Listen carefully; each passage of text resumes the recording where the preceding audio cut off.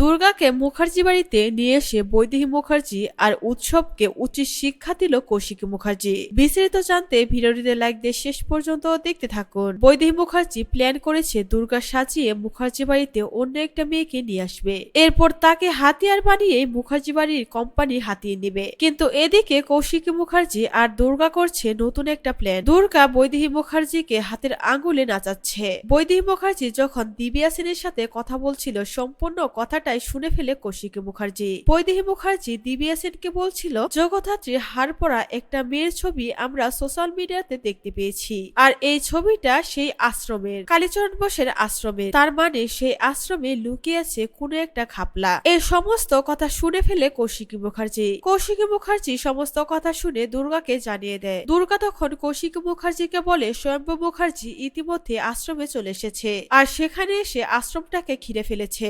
আশ্রমে সবাইকে জেরা করছে। তখন কৌশিকী মুখার্জি বলে, যে কোনো মূল্যে আমাদেরকে সেই হাতটা বের করে আনতে হবে। তারপর দুর্গা সেখানে ছদ্মবেশে চলে যায়। ছদ্মবেশে স্বয়ম্ভু সামনে দিয়ে গিয়ে সেই হাতটা উদ্ধার করে নিয়ে আসে, আর সেখানে বৈদেহী মুখার্জি উৎসবও চলে যায়। সেই মেয়েটাকে জেরা করতে থাকে যে তুমি এই হাতটা কোথায় পেলে। উৎসব সেখানে কালীচরণ বোসের সাথে কথা বলে, কালীচরণ বোসকে মারতে যায়। তখন স্বয়ম্ভু গিয়ে উৎসবকে আটকিয়ে স্বয়ম্ভু উৎসবকে মেরে সেখান থেকে ফেলে দেয়। এদিকে দুর্গা হাতটা নিয়ে আসে। এরপর কৌশিকী মুখার্জি দুর্গার আরেকটা থাকার জায়গা করে দেয়, যেখানে আজ থেকে দুর্গা থাকবে, দুর্গাকে যেন আর কেউ খুঁজে না পায়। এরপরে ঠিক সময়ে কৌশিকী মুখার্জি দুর্গাকে মুখার্জি বাড়িতে নিয়ে আসবে, আর মুখার্জি কোম্পানির মাথায় বসাবে দুর্গাকে। তখন বৈদেহী মুখার্জি উৎসব চুপ করে দাঁড়িয়ে সমস্তটাই দেখবে, তাদের করার মতো আর কিছুই থাকবে না। কৌশিকী মুখার্জি তাদেরকে উচিত শিক্ষা দিবে। প্রিয় দর্শক, এরকমটাই দেখতে পাবেন জগদ্ধাত্রীর ধারাবাহিকের আগামীতে। এই আপডেটটি আপনাদের কাছে কেমন লাগলো অবশ্যই কমেন্ট করে জানাবেন।